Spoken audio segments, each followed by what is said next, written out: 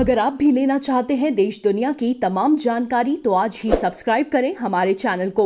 साथ ही नीचे दिए बेल आइकन को जरूर दबाएं ताकि हर अपडेट आप तक पहुंच सके। नमस्कार, न्यूज सेंटर पर आप सभी का स्वागत है। सबसे पहले अंतर्राष्ट्रीय योग दिवस पर आप सभी को बहुत बहुत बधाई।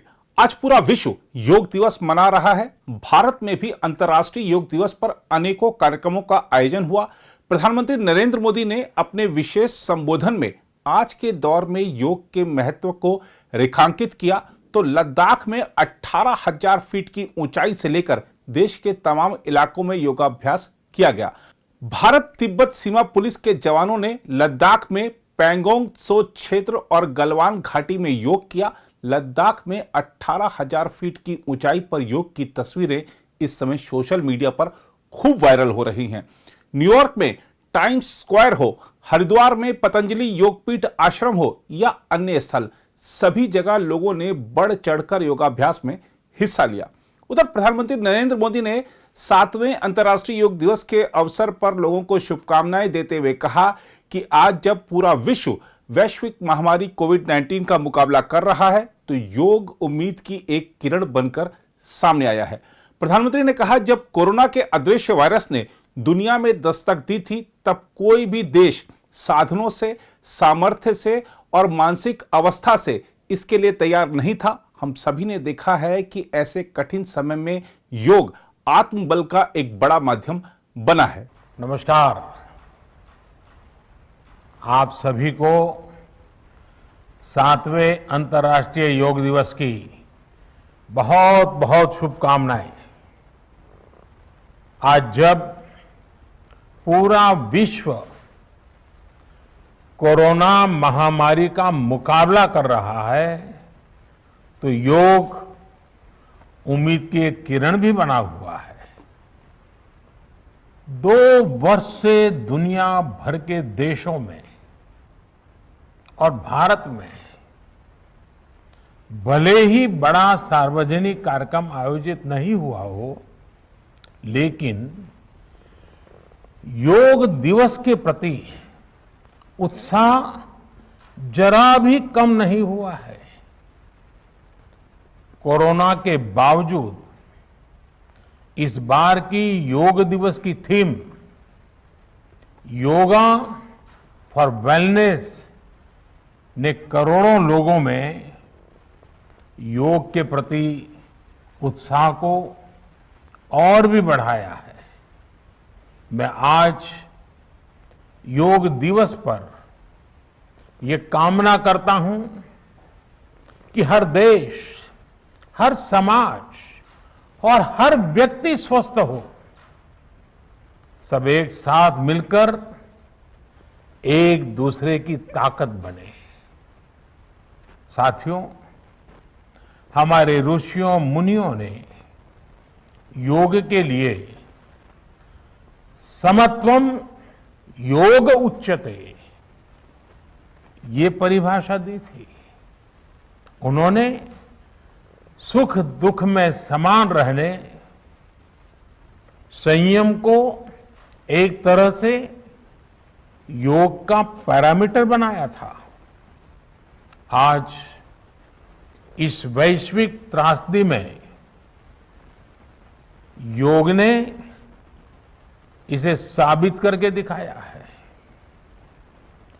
कोरोना के इन 1.5 वर्षों में भारत समेत कितने ही देशों ने बड़े संकट का सामना किया है। साथियों, दुनिया के अधिकांश देशों के लिए योग दिवस को उनका सदियों पुराना सांस्कृतिक पर्व नहीं है। इस मुश्किल समय में, इतनी परेशानी में लोग इसे आसानी से भूल सकते थे, इसकी उपेक्षा कर सकते थे, लेकिन इसके विपरीत लोगों में योग का उत्साह और बढ़ा है, योग से प्रेम बढ़ा है। पिछले 1.5 सालों में दुनिया के कोने कोने में लाखों नए योग साधक बने हैं।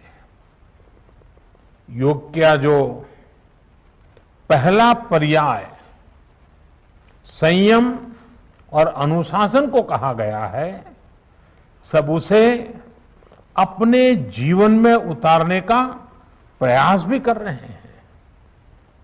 साथियों, जब कोरोना के अदृश्य वायरस से और इस अदृश्य वायरस ने दुनिया में जब दस्तक दी थी, तब कोई भी देश साधनों से, सामर्थ्य से और मानसिक अवस्था से इसके लिए तैयार नहीं था। हम सभी ने देखा है कि ऐसे कठिन समय में योग आत्मबल का एक बड़ा माध्यम बना। योग ने लोगों में ये भरोसा बढ़ाया कि हम इस बीमारी से लड़ सकते हैं। मैं जब फ्रंटलाइन वॉरियर्स से, डॉक्टर से बात करता हूं, तो मुझे बताते हैं कि कोरोना के खिलाफ लड़ाई में उन्होंने योग को भी अपना सुरक्षा कवच बनाया। डॉक्टरों ने योग से खुद को भी मजबूत किया और अपने मरीजों को जल्दी स्वस्थ करने में इसका उपयोग भी किया। और आज अस्पतालों से ऐसी कितनी तस्वीरें आती हैं जहां डॉक्टर्स, नर्सेस मरीजों को योग सिखा रहे हैं, तो कहीं मरीज अपना अनुभव साझा कर रहे हैं। प्राणायाम, अनुलोम विलोम जैसी ब्रीथिंग एक्सरसाइज है, हमारे रेस्पिरेटरी सिस्टम को कितनी ताकत मिलती है, ये भी दुनिया के विशेषज्ञ खुद बता रहे हैं। साथियों, महान तमिल संत श्री तिरुवल्लुवर जी ने कहा, नोई नाडी नोई मुद्दल नाडी हदु तनिक्कुम वायनाडी वाय पच्चयल। अर्थात अगर कोई बीमारी है तो उसे डायग्नाइज करो, उसकी जड़ तक जाओ, बीमारी की वजह क्या है ये पता करो, फिर उसका इलाज सुनिश्चित करो। योग यही रास्ता दिखाता है।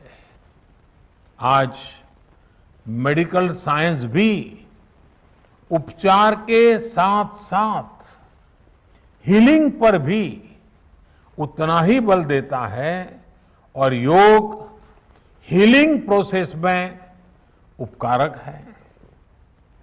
मुझे संतोष है कि आज योग के इस पहलू पर दुनिया भर में के विशेषज्ञ अनेक प्रकार के साइंटिफिक रिसर्च भी कर रहे हैं, उस पर काम कर रहे हैं।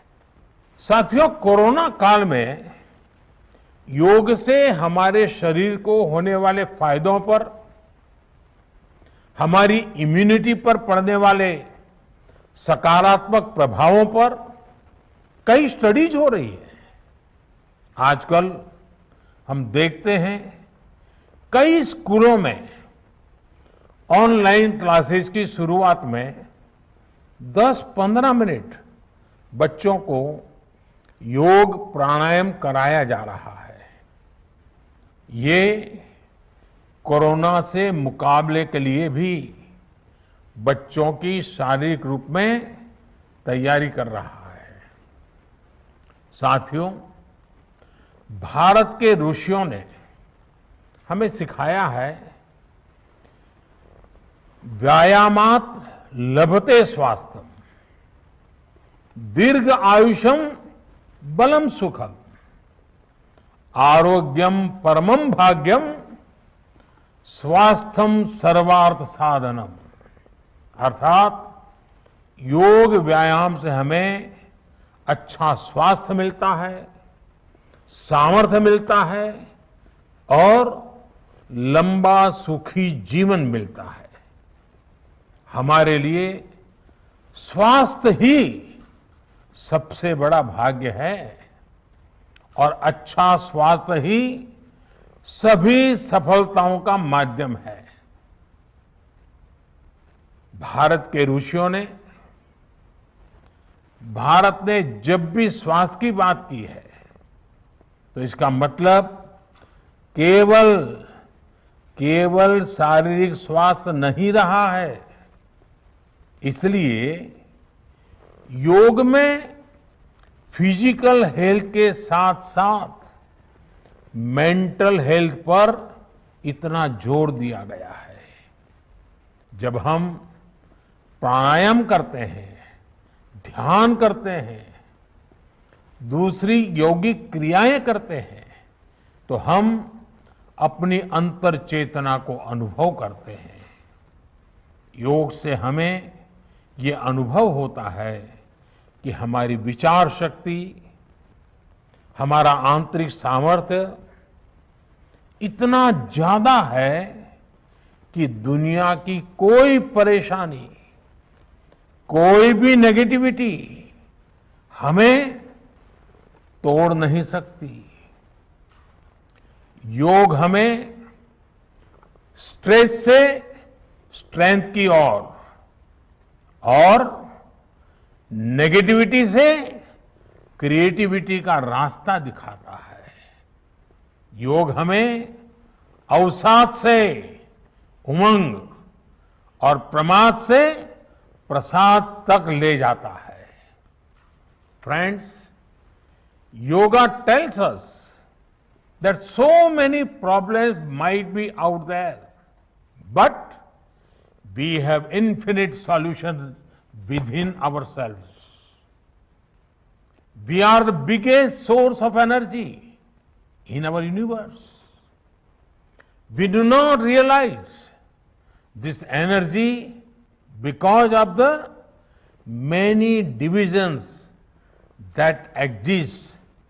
At times, the lives of people exist in silos. These divisions reflect in the overall personality as well. The shift from silo to union is yoga.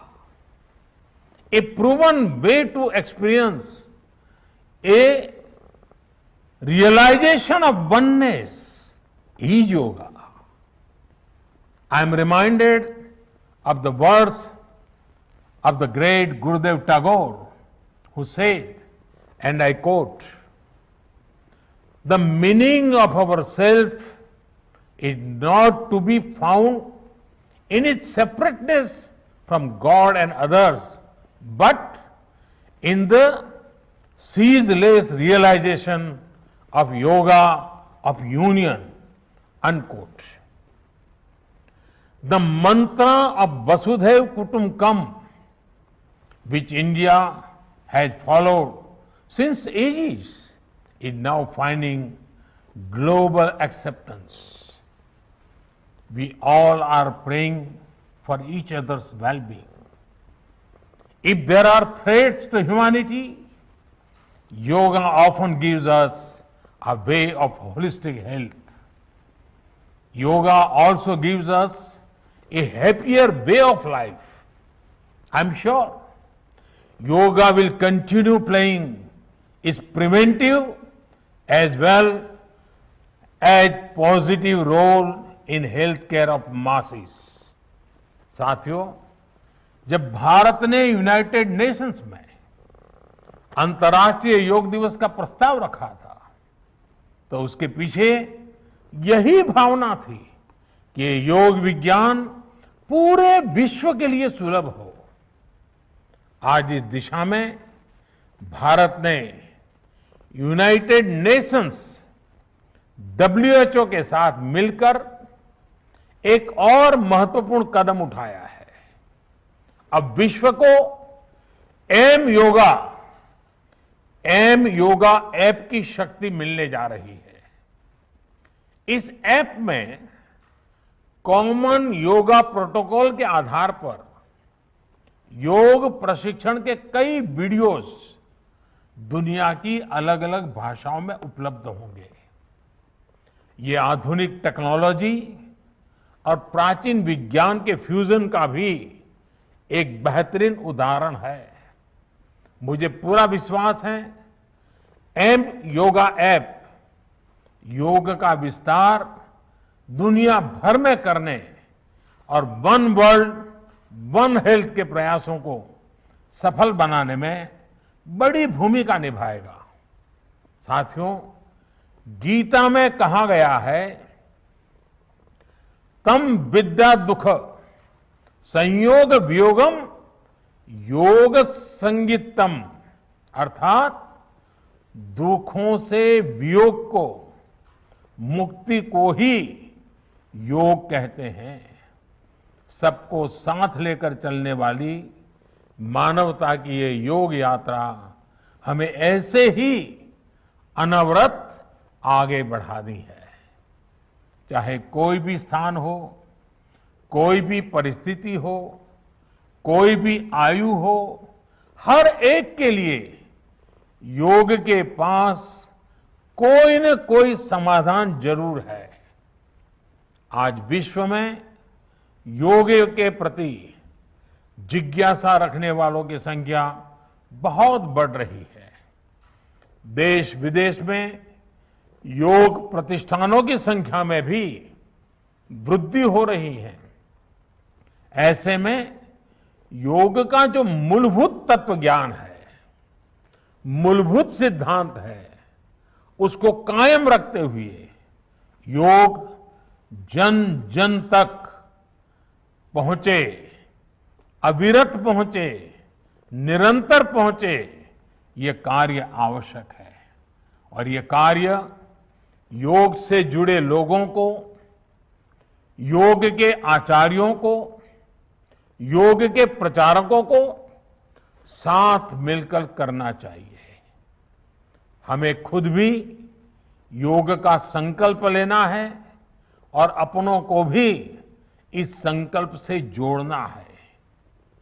योग से सहयोग तक का ये मंत्र हमें एक नए भविष्य का मार्ग दिखाएगा, मानवता को सशक्त करेगा।